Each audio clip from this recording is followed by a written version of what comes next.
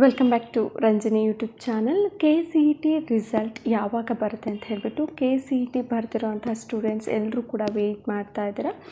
So KCET result ಬಂದು ಇಷ್ಟರಲ್ಲಿ ಬರಬೇಕಿತ್ತು, ಮೇ ಎಂಡಿಂಗ್ ಅಷ್ಟರಲ್ಲಿ. ಯಾಕೆ ಬಂದಿಲ್ಲ, ಡಿಲೇ ಆಗುತ್ತಾ ಅಂತ ಅಂದರೆ ಖಂಡಿತವಾಗ್ಲೂ KCET ರಿಸಲ್ಟ್ ಬಂದು ಡಿಲೇ ಆಗುತ್ತೆ.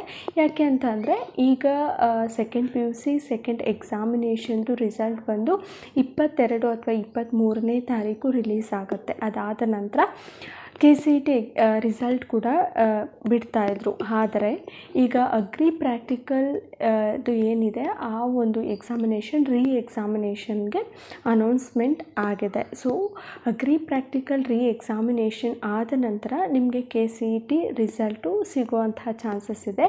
ಆಲ್ಮೋಸ್ಟು ನೆಕ್ಸ್ಟ್ ಮಂತ್ ಎಂಡಿಂಗಲ್ಲಿ ನಿಮ್ಮ ಒಂದು KCET ರಿಸಲ್ಟು ನಿಮಗೆ ಸಿಗುತ್ತೆ.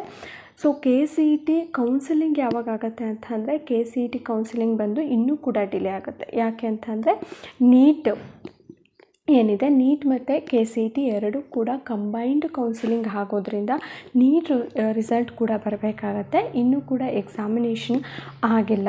ಎಕ್ಸಾಮ್ ಏನು ಅನೌನ್ಸ್ ಮಾಡಿದರು KCETದು ಅದು ಕೂಡ ಪೆಂಡಿಂಗ್ ಇದೆ. ಸೊ ನೀಟ್ ಎಕ್ಸಾಮಿನೇಷನ್ ಆಗಿ ಅದರದ್ದು ರಿಸಲ್ಟ್ ಅನೌನ್ಸ್ ಆದಮೇಲೆ ನಿಮ್ಮ ಒಂದು KCET ಕೌನ್ಸಿಲಿಂಗು ಸ್ಟಾರ್ಟ್ ಆಗುವಂಥದ್ದು.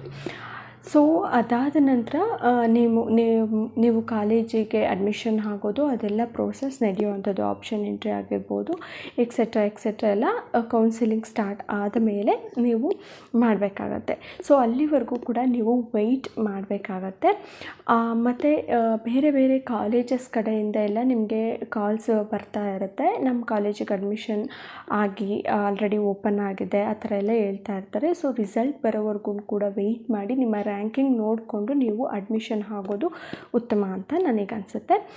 ಸೊ ನಿಮಗೆ ಈ ವಿಡಿಯೋದಲ್ಲಿ ಇನ್ಫಾರ್ಮೇಷನ್ ಸಿಕ್ಕಿದೆ ಅಂತ ಅಂದ್ಕೊಂಡಿದ್ದೀನಿ. KCET ರಿಸಲ್ಟ್ ಯಾಕೆ ಡಿಲೇ ಆಗ್ತಾ ಇದೆ, ಕೌನ್ಸಿಲಿಂಗ್ ಯಾವಾಗ ಸ್ಟಾರ್ಟ್ ಆಗುತ್ತೆ ಅನ್ನೋದಕ್ಕೆಲ್ಲನೂ ಕೂಡ. ಇನ್ನೂ ಏನಾದರೂ ಡೌಟ್ಸ್ ಇದ್ದರೆ ಕಮೆಂಟ್ ಬಾಕ್ಸಲ್ಲಿ ಕಮೆಂಟ್ ಹಾಕಿ, ನಾನು ರಿಪ್ಲೈ ಮಾಡ್ತೀನಿ.